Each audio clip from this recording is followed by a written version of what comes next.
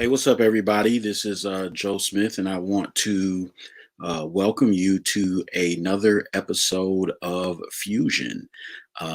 Thank you guys for tuning in, and today we're going to have an awesome discussion.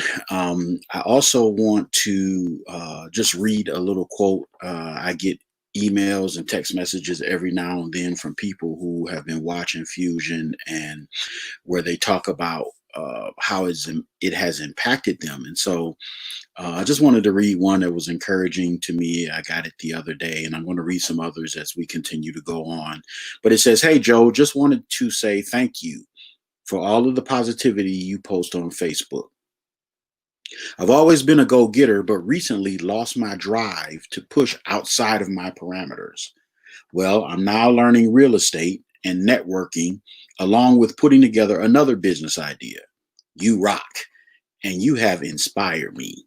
Oh, yeah, I met with Dr. Nicole as well, uh, referring to my very first guest on here who does business consulting. And Dr. Nicole is also my personal business coach. That was very encouraging. That was very exciting.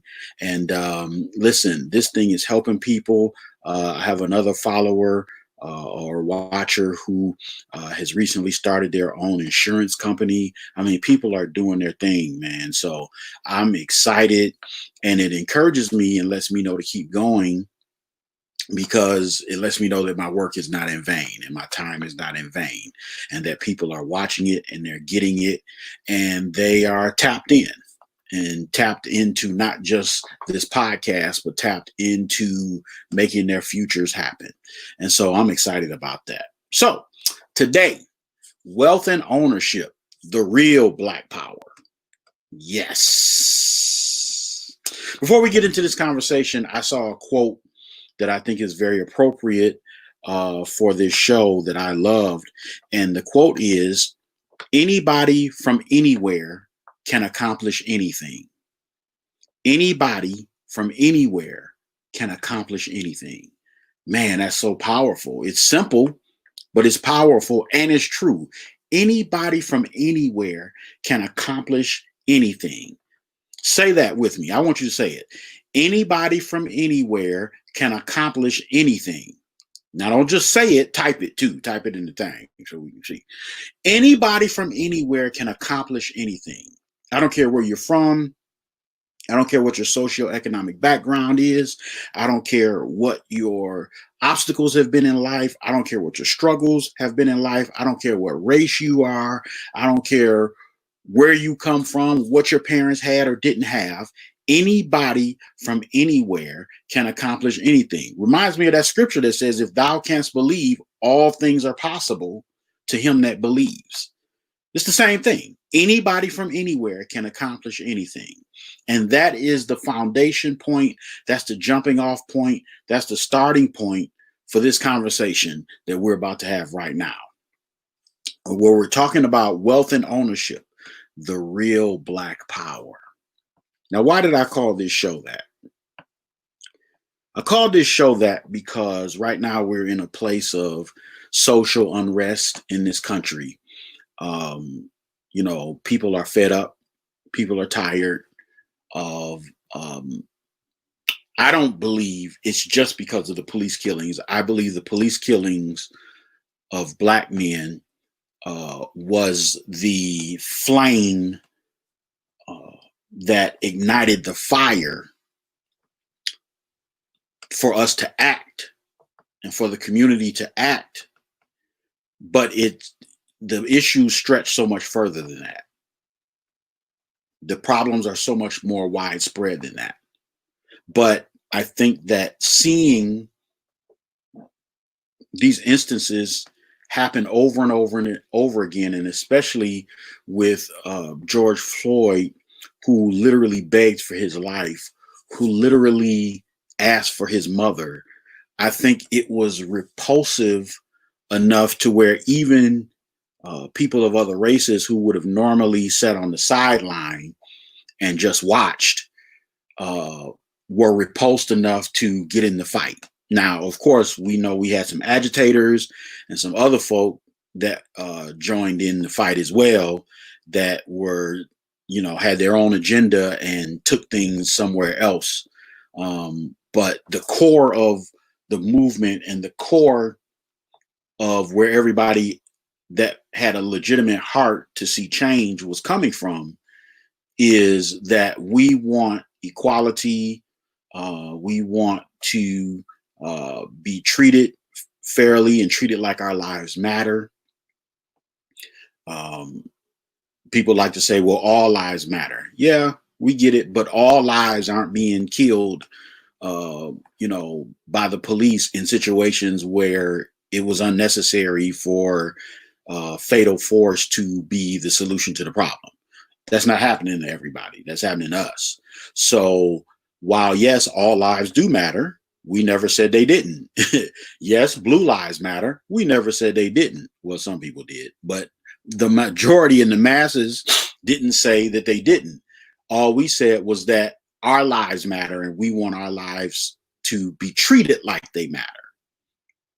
And so what has happened is that there has been such a large uprising of the people that we have seen a point where the scales have tipped in such a dramatic way that even politicians like mayors and governors who issued curfews and issued edicts and issued rules didn't enforce them to the extent that they probably could have, even to the point to where we saw some police officers who refused to enforce curfews. We saw some police officers who kneeled with protesters. We saw some police officers who definitely felt and understood the plight of and the anguish and the emotions of the protesters. So this has been definitely a historic time. Definitely a historic time. Even to the point to where corporations have thrown their hat. I've been, I was in a suburb the other day having dinner, and the Italian restaurant that I go to, where nothing but white people go in there. I can't think of any time I've been to that restaurant and seen many black people in there. Many times I'm the only black person in there. And this restaurant in this wealthy, affluent area outside Detroit had a sign in the window that said Black Lives Matter. I've never seen that before. I've never seen major corporations who, and the reason why I pointed out that restaurant, I've never seen many black patrons, is because I can take that gesture of solidarity a little bit more seriously, because it's not like they put that up there because they're scared they're going to lose their black customers, because I'm probably one of the few black customers that they have. And when I started trying to eat healthy, I wasn't even going there that much because, I'm trying to lay off the pasta and stuff. So businesses, corporations, organizations that wouldn't normally say anything are now saying, hey, Black Lives Matter. Hey, we get it now. Yeah, this is a problem. Yeah, this is crazy how this keeps happening. And so it's a definite time where things are shifting and things are changing. So my concern is, now that we have the attention, now that we have the platform, now that our voices are being heard, what are we going to do with that? Because historically, when we have gotten attention or brought attention to our issues, I feel like we didn't use that and leverage it to the extent that we could position ourselves to be in a better place and more in a position of power. You got to understand how power works. You got to understand how power thinks, and you got to understand how to move in positions of power to better your stake in life. Otherwise, it'll just be a moment. It'll just be a movement. It'll just be a moment in time. And then things will move on. They'll go back to normal. And we will have missed that opportunity. Um, one of the things that has been so powerful is the fact that people are listening. And when we have the ear and the attention of power, when we have the ear and the attention of money, we can't just waste that and squander that on just basic, surface level things. And that's what I feel like is starting to happen. Listen, I like the surface level things. I like the symbolic things. Those things do matter. But how much do they matter?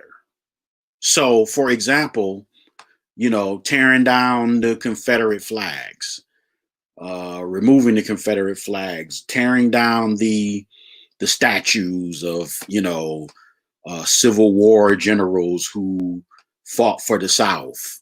Those things are symbolic, and they are good symbols. They're headed in the right direction, definitely. But those things are not empowering us and putting us in a better position.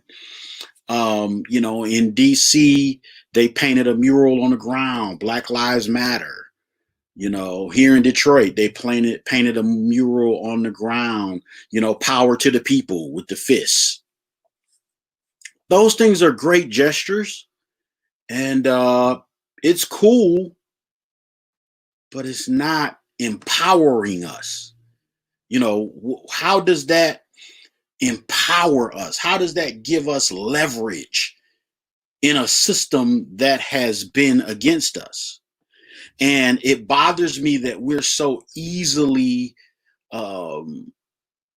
mesmerized and so easily placated with these gestures that we don't fight for the real substantive things that will give us real power. You see all of these videos. I've seen a lot of videos pop up on social media of, Black people getting stopped by the police, and, they chastising the police or arguing back and forth with the police or cussing the police out and getting away with it. Well, is that all this fight is for? Is that all this fight is about? Is for us to have the ability to cuss out the police and not have anything happen to us? All of this low-hanging fruit that we just keep grabbing and eating and being happy about and being proud of is great. It's cool, but it's not empowering us. It's not moving the needle in the real long-term ways that we need the needle moved. And in my opinion, and in many people's opinion, the only way to, well, I won't say the only way, but one of the foundational ways to leverage that type of power is through wealth and ownership. Okay. I'm not interested in just being able to have the freedom and right to cuss out the police and have sayings painted on the ground that are, sympathetic to my cause. I want real power. I want to own that block. I don't want to just paint stuff on the block. I want to own the block. I want to own property on the block. I want to control what goes on the block. You would look at gentrification totally different if the white people and the Asian people that are buying up these buildings were buying them from you. And not saying that you would sell them to them, but if you were to sell them to them, it hit different when the money from those sales are going in your pocket.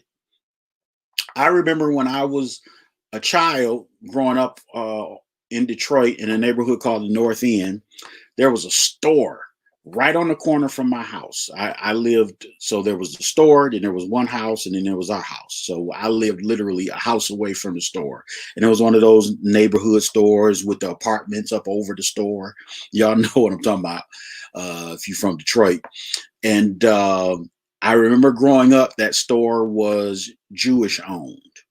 And my family knew the owners really well. My father was an entrepreneur, and he did work. The Jewish people that owned that company were his customers. He did, plumbing and construction and home improvement. And I remember as a child, because I would go to work with my father sometimes, and I remember him going to one of the owner's homes. He lived off of Woodward and where 696 is now. I don't think there was a 696 at the time, but over by the Detroit Zoo, but on the other side of the freeway. So if you drive back off in there, I think, is that called Pleasant Ridge or something like that? If you drive back off in there, there's some really, really big homes back in that area. And I remember going over there with my father when he went to do some work on one of their homes. And I remember that Jewish family didn't just own the store by me. They owned several stores around the city. And now that I think about it, my father rented property. He rented some commercial property. His rather than keeping all of his materials and construction stuff and work stuff and tools and stuff like that in the garage, which he did that as well. So he had stuff in our garage, and he had stuff in one of their commercial buildings, now that I think about it.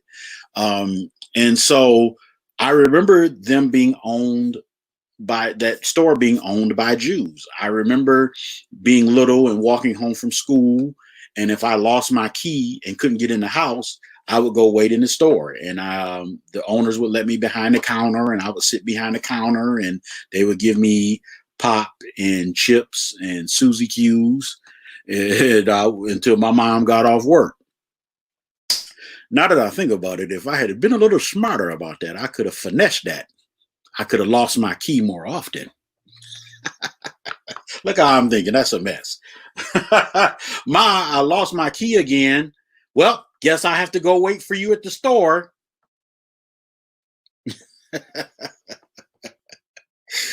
So this store, I remember in the late 70s, early 80s, it wasn't owned by Jews anymore. It was owned by Arabs or Chaldeans, which we have a very large Chaldean population here in the Detroit area. And they basically own all of the gas stations and all of the stores and liquor stores. And they have now branched out into fried chicken and fish joints and everything else. Grocery stores, which I found out there's a store here called Glory. And that's why you got to do your research. There's a grocery store chain here called Glory Markets. And somebody told me that they were Black owned. A simple Google search revealed that they are not Black owned. They are owned by Chaldean gentlemen. So anyway, I remember that it changed ownership from Jews to Chaldean. And when I got older, all I could think of was, when did that change happen? You know, how is this an all Black neighborhood, and the store in which it was formerly a Jewish neighborhood, and then it became Jewish and Black, then it just became Black. How did this predominantly Black neighborhood with this Jewish store in it go from Jewish to Chaldean owned, and nobody Black had a stake in that? We didn't have any ownership. So because we didn't have any ownership, we didn't own the land. We didn't own the building that the store was in. We didn't own the store. We didn't own nothing. Black people lived up over the store. Black people went in the store and played the lottery, bought liquor, bought pop and chips, I bought plenty of skins for my mother. Y'all know about them pork rinds. My mom would be like, go to the store, give me a bag of skins. I'd be like, okay. So, we bought plenty of skins. We bought plenty of cigarettes. My dad smoked Pale Males or Pall Malls or whatever they were called. And my mom smoked Chesterfields.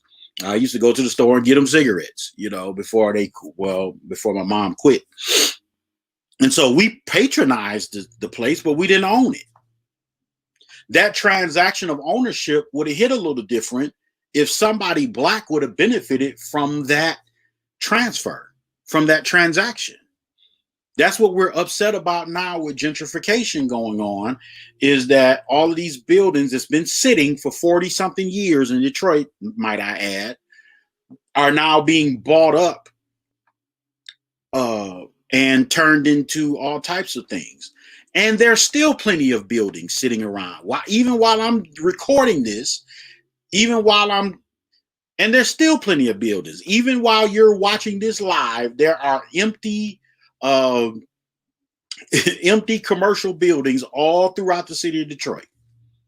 I'm already in the process of looking into purchasing some and doing my thing with them. So that even if I don't open anything out of the building, even if they want to buy it up, you know what I'm saying? At least somebody black is getting that bag, and we can take that money and parlay it into something else.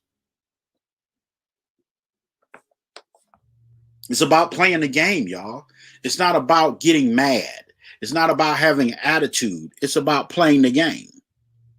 So, and it's funny because one of my friends that who was a high-ranking official at the city of Detroit before he retired a couple of years ago, he said like those buildings, and he confirmed what Dan Gilbert said. Dan Gilbert, I was at a Detroit business conference about 10 years ago where Dan Gilbert was one of the keynote speakers. It wasn't 10 years ago. It might have been 7 or 8 years ago, 6 or 7 years ago. And Dan Gilbert was one of the keynote speakers. And he said basically the reason why he bought all the buildings in Detroit was, well, he didn't buy all the buildings downtown Detroit, but he bought a lot of the buildings in downtown Detroit. He said because they were just sitting there and they were for cheap. He said Detroit had a skyscraper sale, so I bought a bunch. He literally bought skyscrapers and office buildings in downtown Detroit the way we buy clothes when we go and there's a clearance sale. That's basically what he was saying. And my friend who was a high-ranking official in the city of Detroit, he confirmed that. He said, man, that the Chase building, the building right there on Woodward, across from the Shake Shack, right outside of Campus Martius, he said that building was going for $5 million. That big old office building, $5 million. There's plenty of churches who could have bought that building. There's plenty of groups and nonprofits or, business people who could have gotten finance from the bank to buy that building. You know what I'm saying? But we didn't have the vision for it. So it just sat there and they bought it. It's a bedrock building, which is Bedrock is one of Dan Gilbert's companies. So we've been left out of these types of power moves and transactions and business dealings. We've always been on the outside looking in, but we don't place ourselves in the way of that.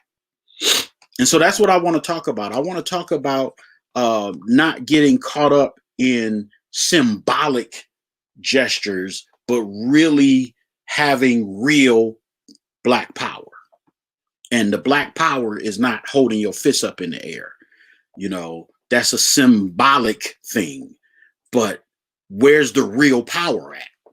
It's not in you standing there holding your fist in the air. It's not in you standing there holding your fist in the air with a bunch of other people. That's not Black power.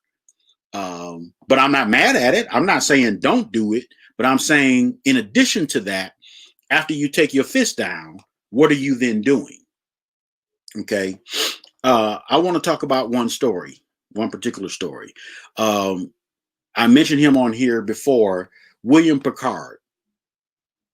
William Picard is one of the first black McDonald's franchise owners. In 1989, he opened a company called Global Automotive Alliance, and he became a supplier for the big three. And to this day, he has over 1.5 billion in sales. He owns 8 plants in the US and Canada. Some of his clients that he services are Boeing, Mercedes-Benz, Ford, GM, Chrysler, Starbucks, Home Depot. I don't know if you ever heard of any of those, but little companies. You probably haven't heard of any of those. But those are some of the clients that his company services. He's a philanthropist. He pledged and gave $1 million to the African American Museum in DC. He's given millions of dollars to museums here, the Motown Museum, the African American Museum. The man's a multimillionaire. We're going to talk about his book later, but it's worth about $500 million. But it started, the reason why I bring him up in this conversation is because it started because in the late 60s, because of the racial unrest that was happening in the country, corporations were looking for things that they could do to show that they weren't, racist, or that they wanted to help minorities. And so one of the things that they came up with, the civil groups came up with it and went to McDonald's with it, was to create a program so that there could be more minority owners, franchise owners of McDonald's. And William Picard was one of the first African-American franchisees in America. And that was the beginning of where his wealth started. He opened his first McDonald's in 1971. Then in 1989, like I stated, he opened his automotive supply company. But it started, the door opened for him after civil unrest and after corporations were trying to create initiatives to help minorities. And so somebody had the foresight and the wherewithal to go to McDonald's and say, hey, y'all don't have enough black owners. Not only do we want you to open the door for more black owners, but we want you to provide the resources and the training so that more black people can become owners. Listen, this fight is not going to be won only by boycotting. We can't boycott, disrupt, and cancel our way out of this problem. We have to build and empower our way out as well. Okay? Let me say that again. We can't only boycott and disrupt and protest and cancel our way out. When I say cancel, I mean, we want to cancel everybody, canceling companies, canceling celebrities, canceling this person, canceling that person, cancel. Boycott. And so I respect that, because if we are putting our money in places, let me be clear about what I'm saying, because I don't want anybody to watch this video and misconstrue what I'm saying. I'm not saying not to boycott. I'm not saying not to protest. I'm not saying not to disrupt. I'm not saying to not do any of those things. Just like I'm not saying don't paint murals on the street. What I am saying is that it's going to take more than that to position ourselves for a better shot at life and fairness and equality.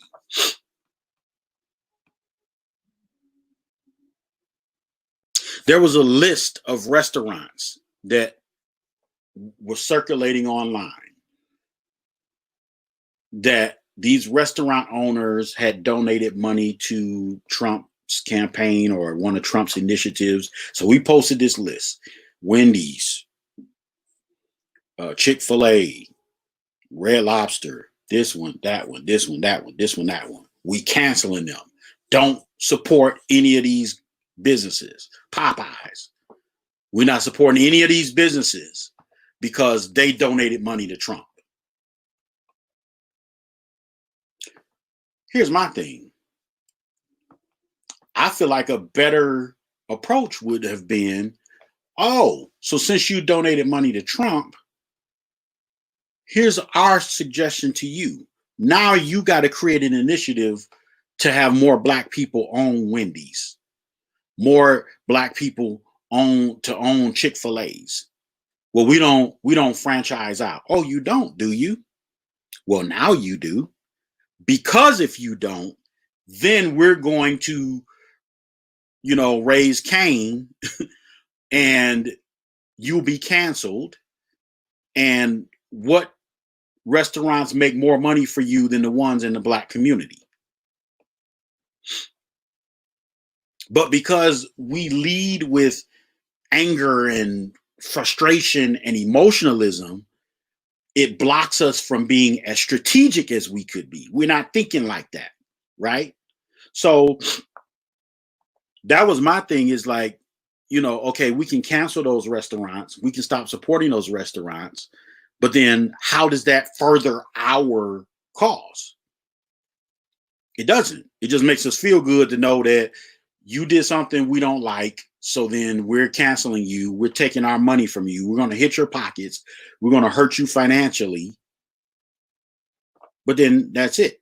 That doesn't further our agenda, other than, okay, it may make other businesses more reluctant to side with people that we don't like because they don't want to lose our money. That's cool. But how does that empower us? If you notice, that's the question I keep asking throughout this broadcast. That's cool, but how does that empower us?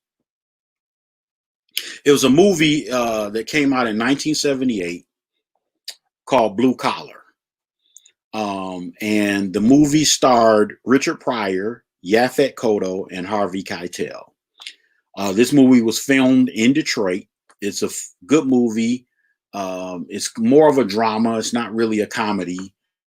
And there's a scene in the movie that I feel like fits this conversation really good.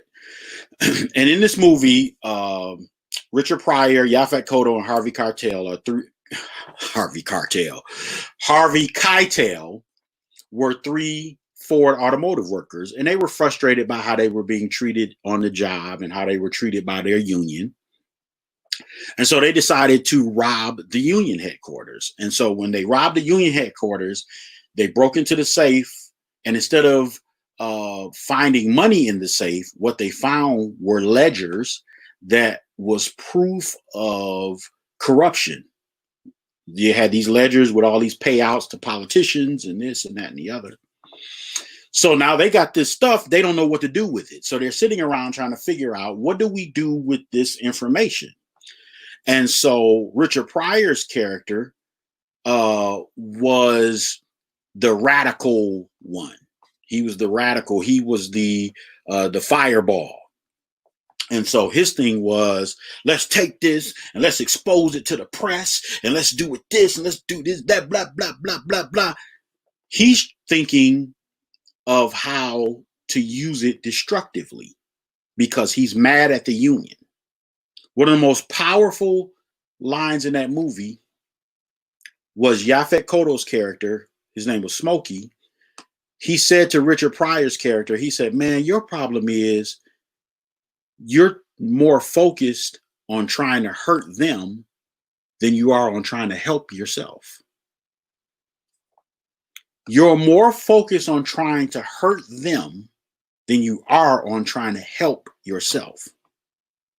And that's what I feel like is happening. We're more focused on tearing down the system and tearing up the system and tearing down corporations and tearing down this and that, instead of trying to figure out how we can use this momentum to help ourselves. Not sell out, though. And that's what we're going to talk about next. In the next part of the conversation, I'm going to show you that I'm not talking about selling out. I'm not just talking about securing the bag, but then that's it, because that doesn't help us either. That's only part of the situation. So let's talk. Let's go to the next level in this conversation. So I want to talk about two gentlemen in history. These are names that you have heard before. Okay. And that is Booker T. Washington and W.E.B. Du Bois. Du Bois, whatever. It's French. You could say Du Bois. If that was my last name, I would make people say Du Bois, because it just sounds dope. It'd be like, Joseph Du Bois. I'd be like, no. It's Du Bois. So Booker T. Washington and W.E.B. Du Bois were two people who fought for Black liberation, but they had two different philosophies of how to go about doing it. A lot of times that's what happens, is we have different people and activists and things of that nature who have the same goal in mind. We all want the same thing, but we have different ideas about how to go about it. Booker T. Washington his approach was more on entrepreneurship, building a trade, ownership, and succeeding economically rather than political action. And a lot of Black people and other Black leaders like W.E.B. Du Bois had an issue with that, because in essence, what Booker T. Washington was saying, which I want to say, this is not what I'm saying, but what Booker T. Washington was saying was that if we just quit fighting, quit, starting stuff, quit being confrontational, quit, let's just accept that it is what it is and just focus on us, focus on doing us and build within ourselves, then we could get ahead. We're not going to spend our time fighting with these white folks and being confrontational. Okay. So he focused more on that approach. And some of his quotes, he said, at the bottom of education, at the bottom of politics, even at the bottom of religion, there must be for our race economic independence. And I don't disagree with that. He said, education, politics, religion, all of that kind of stuff, it doesn't matter. We need economic independence. That's the one thing that to this day we still don't have, is economic independence as a race of people. Another one of his quotes that I like is, success is to be measured not so much by the position that one has reached in life as by the obstacles which he has overcome while trying to succeed. I like that quote as well. And so that's what he was all about. And initially, W.E.B. Du Bois supported Booker T. Washington, but W.E.B. Du Bois had a different take. He switched from supporting Booker T. Washington and switched to a more political action and fighting for rights approach. So he was more about, fighting the power, power to the people, that kind of thing. And here's the thing, they both were right.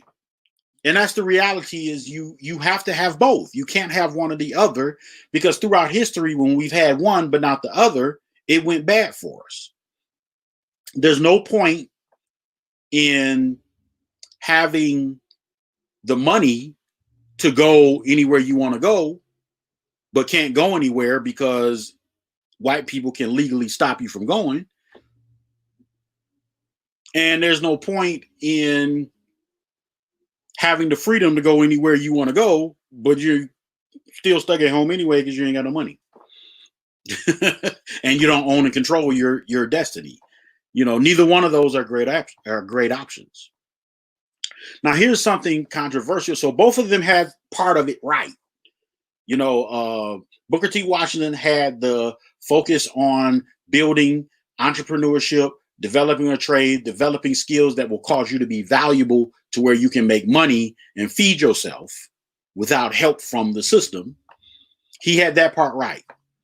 But to me, the part he had wrong was the not wanting to fight politically and fight for rights and things of that nature.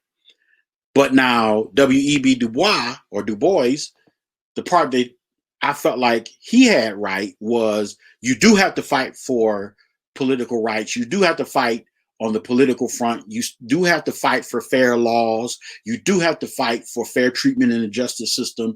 You do have to fight those battles as well. But the part that I feel like that he had wrong was he believed in something called the talented 10th.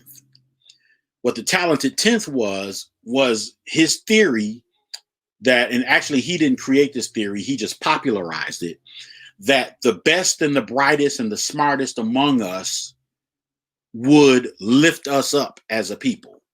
So the Barack Obamas, the Oprah Winfreys, the Eric Holders, the doctors, the lawyers, the educated people, the people who achieve great things in our community is about 10% of the community, and that talented 10th or that 10% would come back and get us or come back and open up doors for us and uplift us. And that's kind of not what happens, and I think that there are reasons for that, both legitimate and illegitimate. And so that's the part that I feel like he had wrong. But if the two of them could have linked and intertwined their ideas, because if you look at how movements work, you need money, you need strategy, you need fighters, you need financing, you need all of that. It's just like, look at the government or look at the mafia, right? The mafia doesn't handle everything just with guns and violence.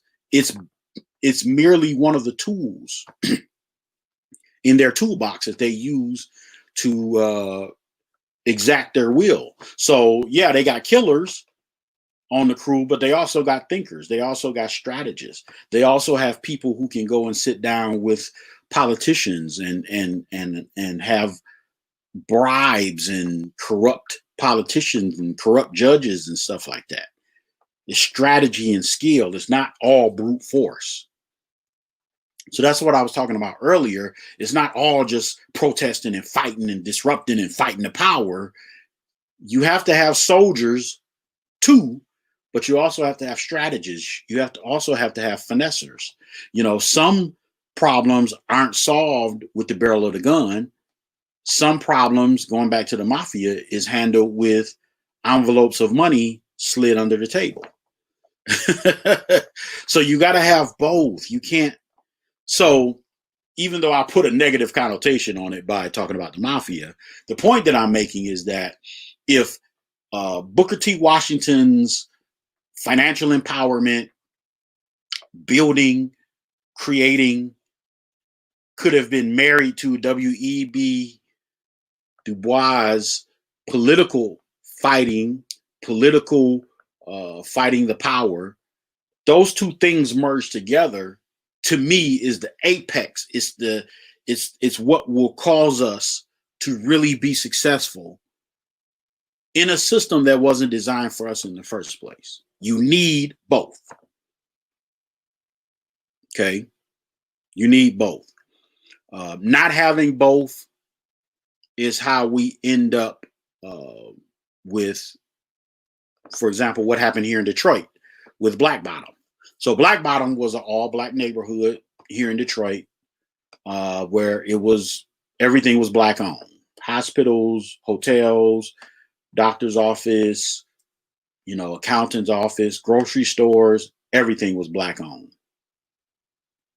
So we were circulating the black dollar, but what happened was, because we didn't have any political power, we didn't have any power in the system, we just kind of stayed to ourselves, and we didn't leverage what we had to open doors for ourselves at a political level.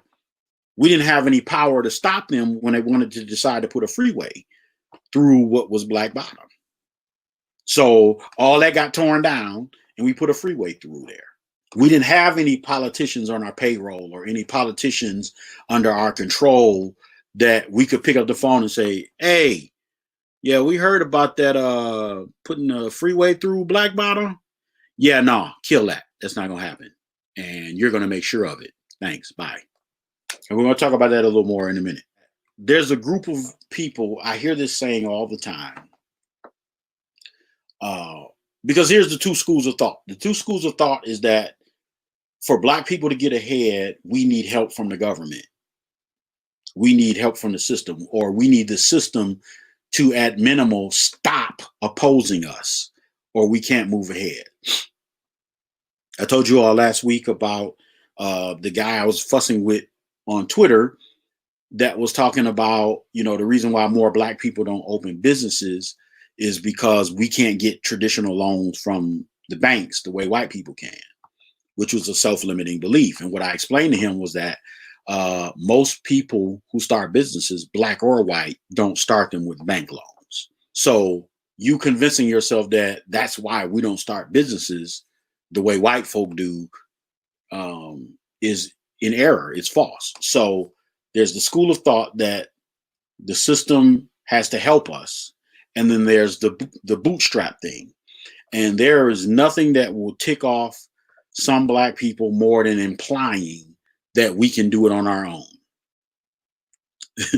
And the phrase that we always say or hear people say is, how are we supposed to pull ourselves up by our bootstraps when we don't have any boots? Oh man, I mean, people love when you say, oh, how can you pull yourself up by your bootstraps when we don't have any boots? We love saying that. If you say that, there's Black people that will be like, right on. Let me say this to you.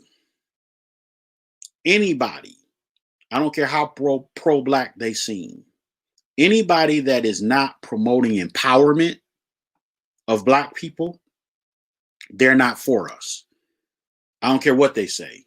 Anybody that's not for the empowerment of Black people and is not promoting empowerment among us, and they're always telling us what we can't do because the system won't let us, or because the white folk won't let us, or whatever, they are not for you. We do have power, and we got boots. And that's the next part of the conversation that we're going to get into. Booker T. Washington had a saying, and I've been saying this for forever. There are people who make money off of our poverty and our pain.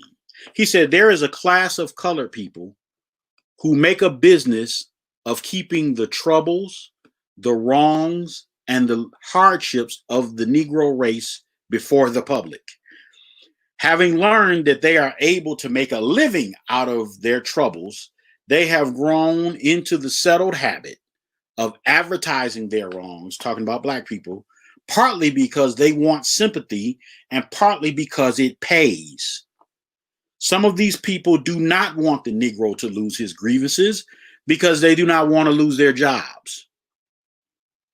In other words, I call them poverty pimps, people who make money off of our struggle. And I'm not going to name any names, but there's some names that you could pull right up because their whole platform is to play to your sense of victimhood, play to your struggle, play to how hard we have it, how much the system holds us down, how much the system, has done to us, and blah, blah, blah, blah. And they get to be your leader because you go, yes, you get it. You get us.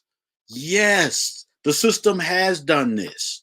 Yes, the system has done that. Yes, the system is holding us back. Yes. And so because we believe in what they're saying, we believe in them painting us as victims, we buy their books. We buy their DVDs. We go see them speak. We pay to go see them speak. To me, those are poverty pimps because, as Booker T. Washington said, you're not actually helping us. You're not actually giving us keys to empowerment. You're just playing to our sense of victimhood and profiting off of it. And meanwhile, we walk away still in the same dilemma. And the thing that bothers me and burns me up is that that's the same stuff that you accuse the church of doing.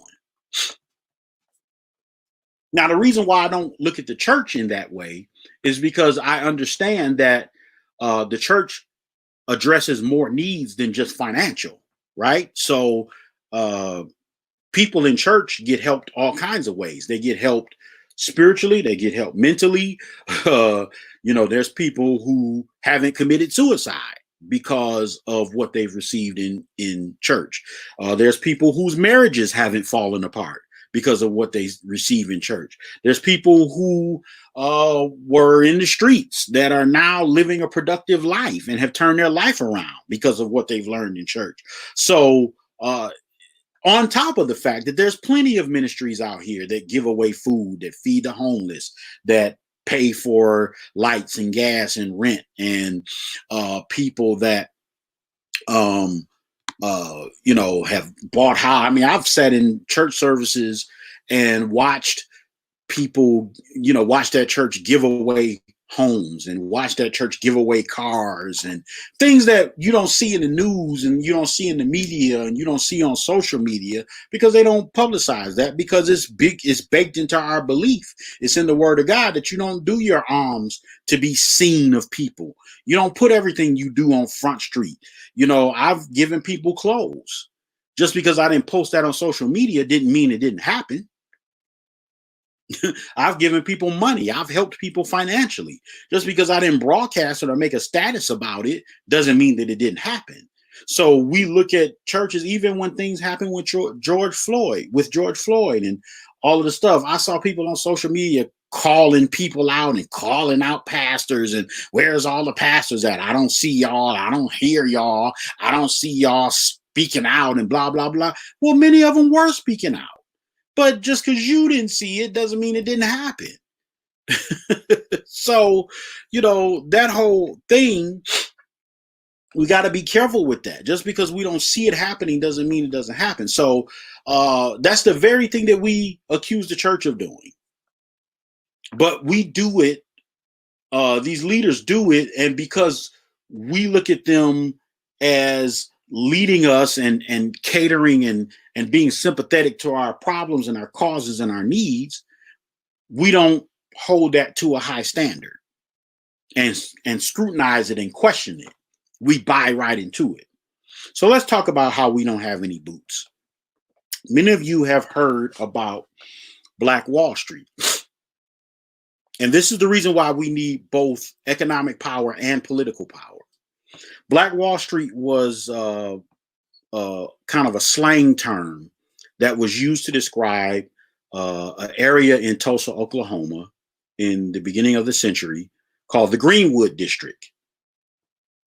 Okay, and the Greenwood District was an area that was modern and sophisticated, and it was just like what I described Black Bottom to be. It was banks, hotels, cafes, movie theaters, everything Black owned, everything Black.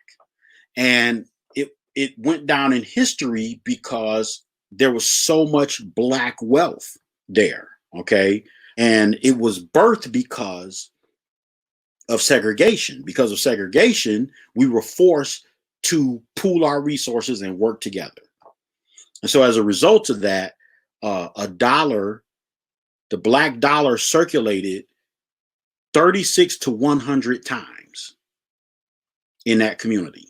Let me say that again. A dollar circulated 36 to 100 times.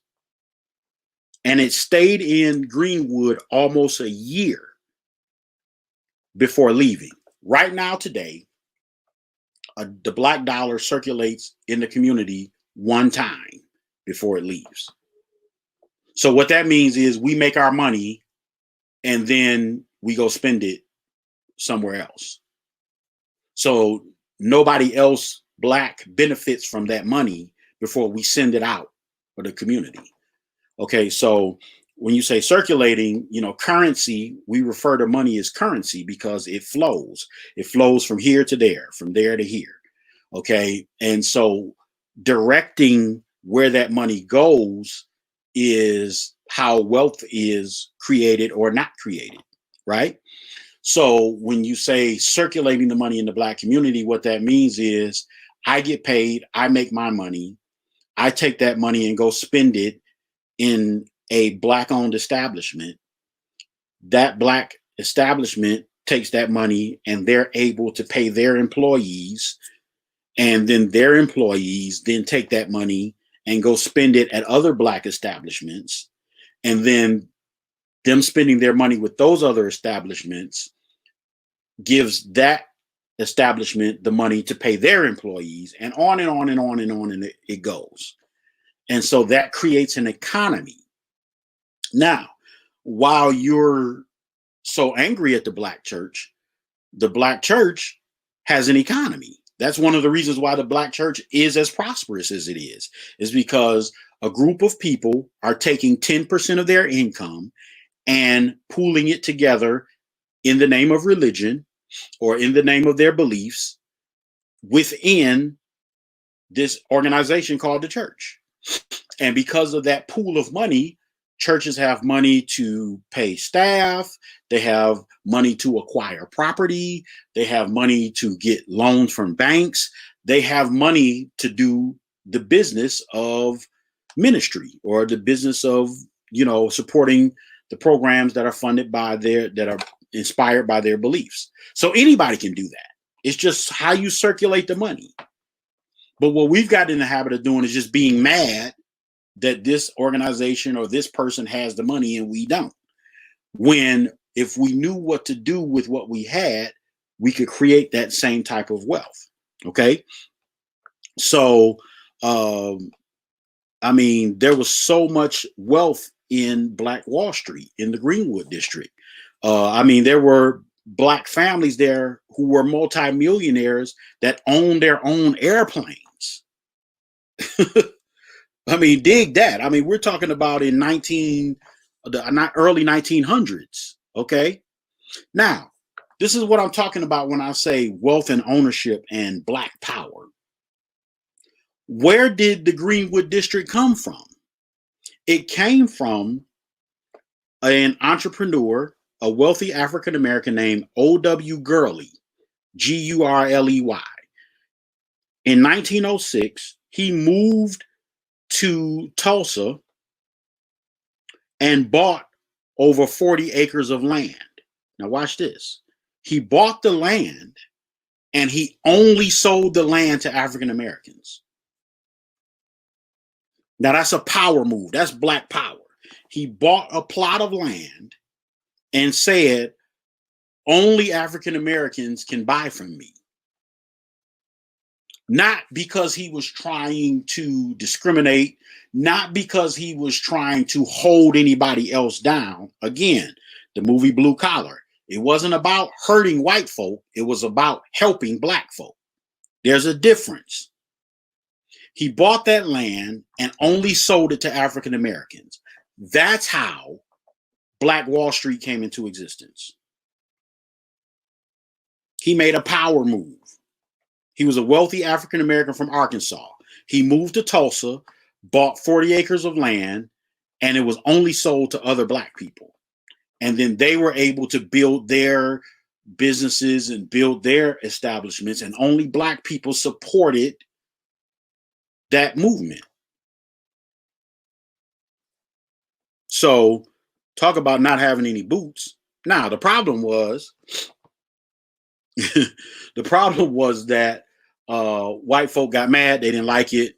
The Tulsa newspaper printed a fake story that a Black man had raped a white woman, and the white folk got mad, and the police and the Ku Klux Klan and everybody else, they came and they burned it down and killed a bunch of Black folk.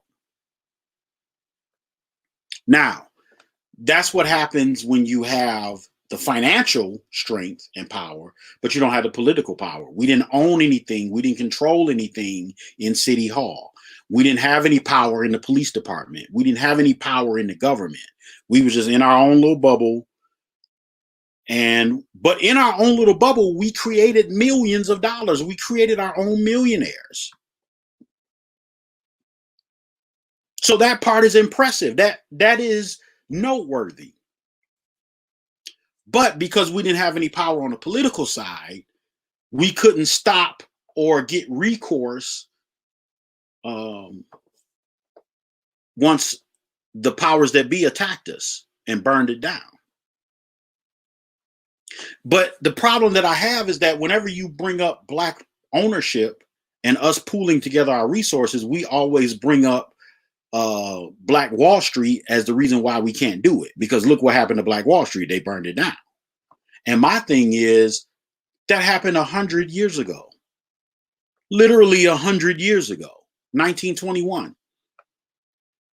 Okay, so next year it'll be 100 years since that happened. And we're still using that as an excuse of why we can't do that again. Why we can't control our money. Listen, Black people today, not talking about back then, today, we have $1 trillion in spending power. 1T, $1 trillion in spending power. We spend $1 trillion in a year. That's more money than some small countries. And if you look up the numbers, you know, I just brought, it was a whole bunch of statistics. I didn't want to bring it all out, but one thing that I wanted to bring out, 570 million of our spending is on personal soap and bath needs, beauty products. That's about 19% higher than any other demographic. Now listen to what I'm saying. Let's be clear. I'm not criticizing that, because we spend more on hair and beauty products and things of that nature, and beauty services and things of that nature. I'm not criticizing that, because I got friends that own hair salons and they getting money. I'm not mad at that. But what I am saying is, if we have if we have $570 million to spend on an annual basis, what if we took a portion of that and channeled that? Because remember, I told you currency and wealth is about where you steer the flow of the money. See, we keep being told by the poverty pimps, we don't have no money.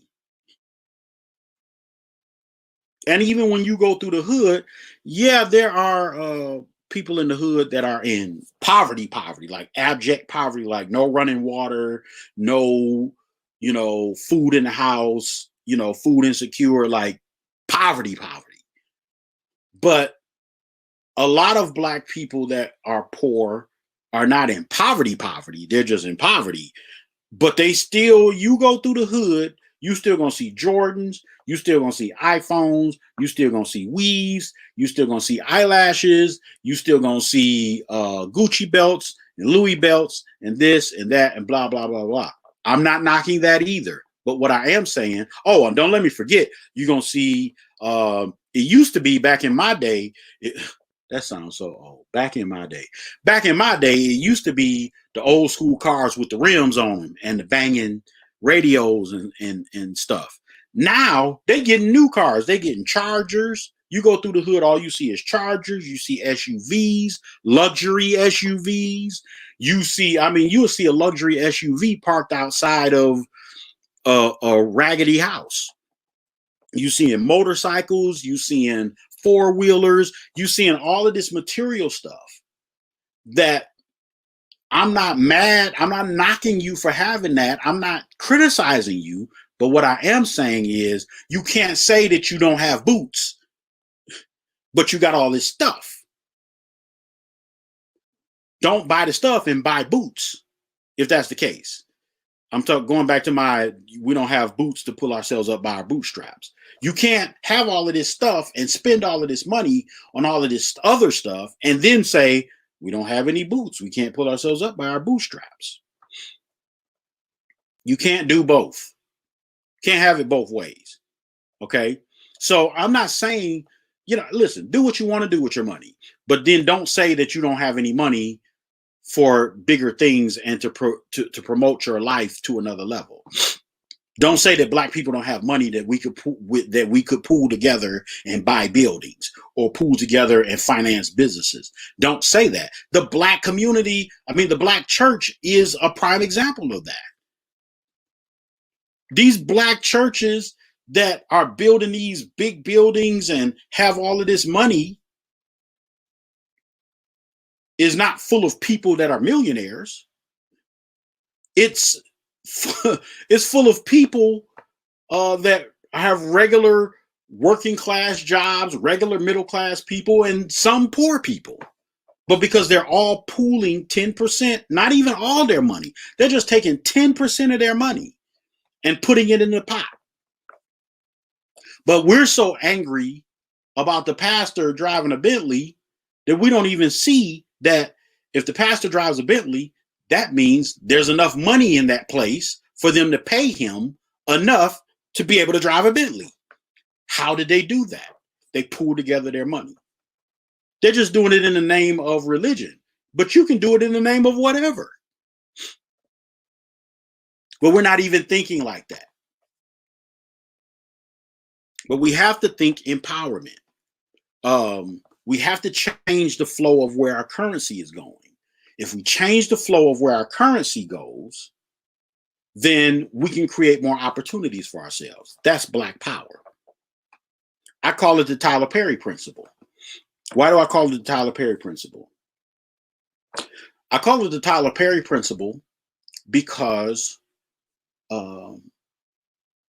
Tyler Perry, the genesis of where he got his money from was the black community. When nobody knew who Tyler Perry was, he wasn't on a national scale, he wasn't a mainstream name, he made his money off of his stage plays, his Madea stage plays. So what happened was black folk packed out the theaters to see Madea.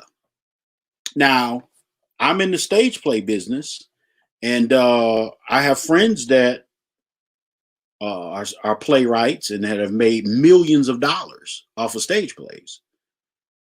There's nothing that's more a representative of black power than the entertainment industry. Black people packed out those theaters to see Madea, and then when he filmed the plays and put them on DVD, black people bought those Madea plays like hotcakes.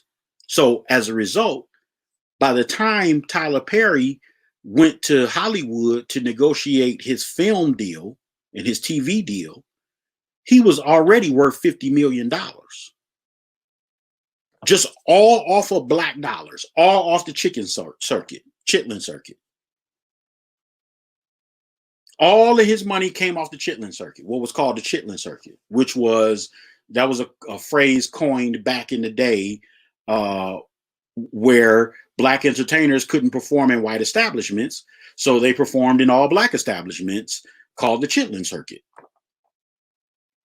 And so that we held on to that name, and that name is used to describe if you take your play or your concerts or your shows or whatever on the road for all black audiences, and all you hit are the black cities, the Detroits or the major cities that have large black populations, the Detroits, the Clevelands, the Chicagos, the DCs, the Baltimores, the Oakland, Californias, all the southern states and cities. You know what I'm saying? You hit those markets and black dollars funnel into that thing, and it creates multi-millions of dollars. So Tyler Perry was worth $50 million by the time he went to Hollywood to get the deals. So he was able to negotiate differently because he was like, okay, y'all don't know who I am. You ain't got to know who I am. Just cut the check. And if you don't cut the check, I'll just go back to doing what I was doing and make another $50 million. You negotiate differently when you are already prosperous and in power. You look crazy trying to negotiate from a position of power and you don't have none. That's crazy. So my theory has always been, if Tyler Perry could do that with stage plays and DVDs, why can't we do that with grocery stores? Why can't we do that with banks? Why can't we do that with other institutional businesses, insurance companies, this, that, the other? Not to mention the fact that one of the other problems is that the Black people who have risen to these heights are to some extent disconjointed from the other Black people who are on the other side of the fight. If we could get them to join forces, and I get why some don't join forces is because of the Richard Pryor character in Blue Collar. It's like, you don't want to build, you want to get through the door so you can tear it all up. Because you're more focused on, hurting them than helping yourself. But we got to have financial power. We got to have financial prowess is what I was trying to say. We got to have financial strength. Listen, you ain't never heard, when's the last time you heard of a Millionaire's March for Equality? When's the last time you heard of a Billionaire's March for Justice? You've never heard that because it doesn't exist. Why? Because billionaires and millionaires don't have to march for equality. They don't have to march for justice. They can simply pick up the phone and say, hey, that freeway y'all gonna run through Black Bottom? Yeah, that's not gonna happen. Not if you know what's good for you. Shut that down.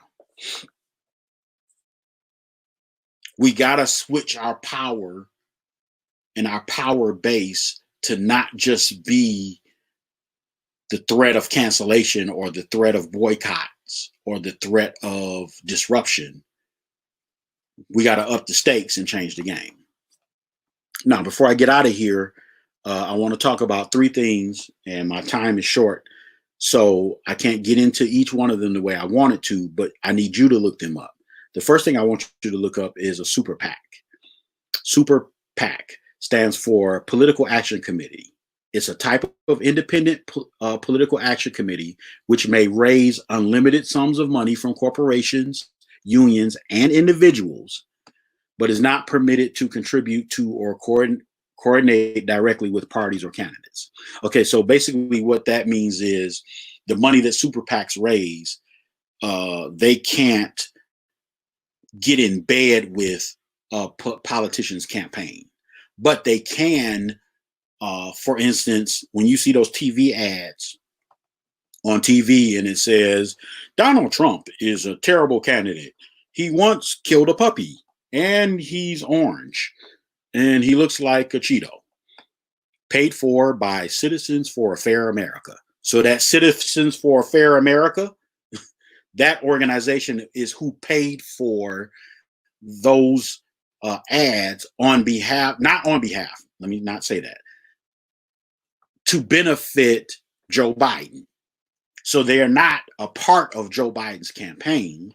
They are not owned by Joe Biden. They are independent, but they forward the cause of Joe Biden. That's a good way to put it. Okay. So if you've ever seen those commercials, and they're on right now, you might see one tonight when you watch them, Citizens for a Fair America or Americans Without Trump. Those are super PACs. Another thing that I want you to look up is 501c4.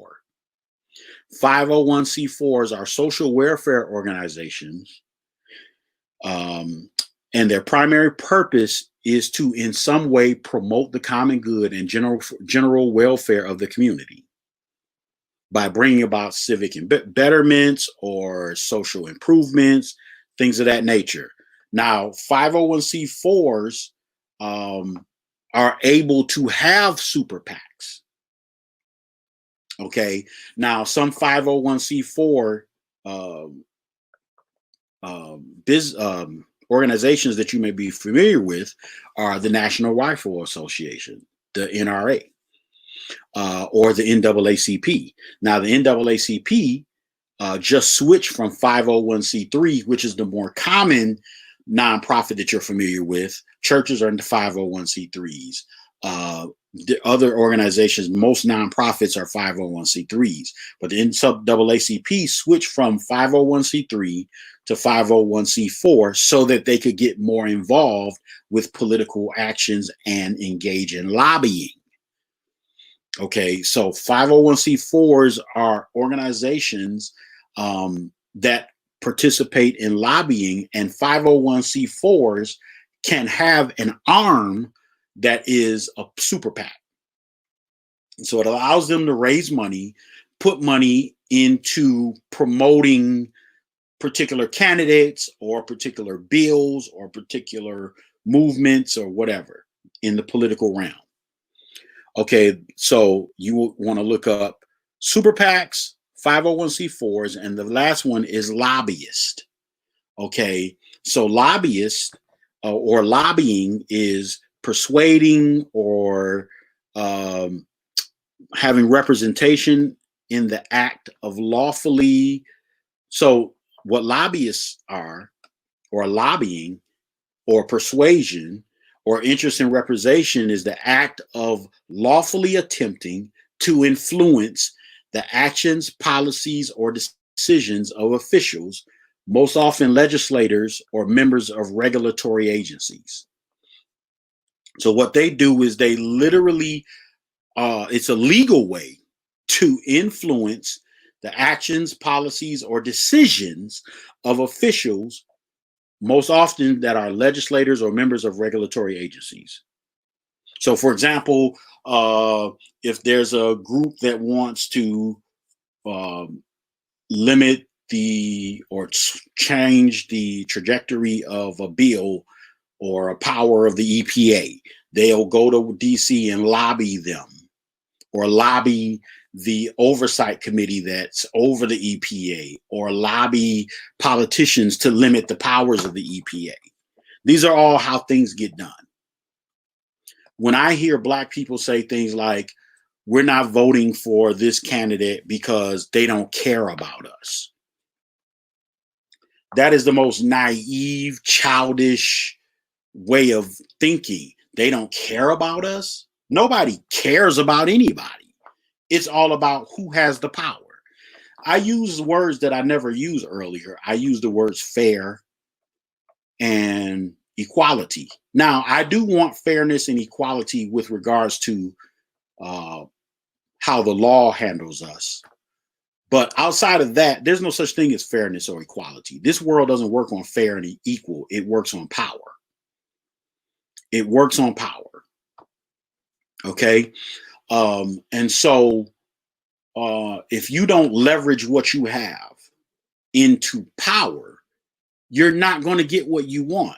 For years, we thought that just simply voting somebody into office would mean that they're beholden to us and they're going to do what we want. And so what's happening is, as of 2010, with the Citizens United decision that was given by the Supreme Court, where money and campaign contributions is considered speech, the game changed, the game shifted. So now corporations, super PACs, lobbying groups, and 501c4 organizations use their money as influence. I was watching a documentary where they were talking to some millionaires and billionaires. And these millionaires and billionaires were talking about how they contribute money to political campaigns. And so they asked this one multimillionaire who donates money to both Republicans and Democrats. And so they were asking him, they were like, why do you donate money to these organizations? And he said flat out, he said, so that when they get elected, when I call, they'll pick up the phone. He said, so basically, I'm paying for them to pick up the phone when I call and do whatever I need them to do. That's how the system works. It don't work on them caring about you. That's not how that works. It works on what can you do for me? It works on scratch my back, I'll scratch yours. It works on if you're one of my main supporters, when you call, I got to answer the phone because I'm going to need your support again. We thought we could just do that with votes, but the bar has raised and things have shifted. It ain't just votes no more. It's not just votes, people. It's business. It's handling business. It's cutting the check. So we got to change how we flow what direction our money flows in so that we can have candidates and put candidates in office, and we can run our ads, and we could back the candidates we want to back, and we can put the people in power that we want to put in power. We don't have to march and protest and tear up stuff. We can pick up the phone. I call it telephone protesting or telephone rioting. Hey, that officer that killed that cop, yeah, we don't want to see him no more. And if you want to get elected again as prosecutor, you're going to need our money. And you ain't going to get our money, our votes, our nothing. You're out of there. That's how power is working these days. Okay? So that's the real essence of wealth and ownership and the real essence of Black power. That we got to get to is wealth and ownership. It's having control of. It's not just about having nice cars and Rolls Royces and Phantoms and jets and all that kind of stuff. That's cool too, but it's how do we parlay that into power to help ourselves?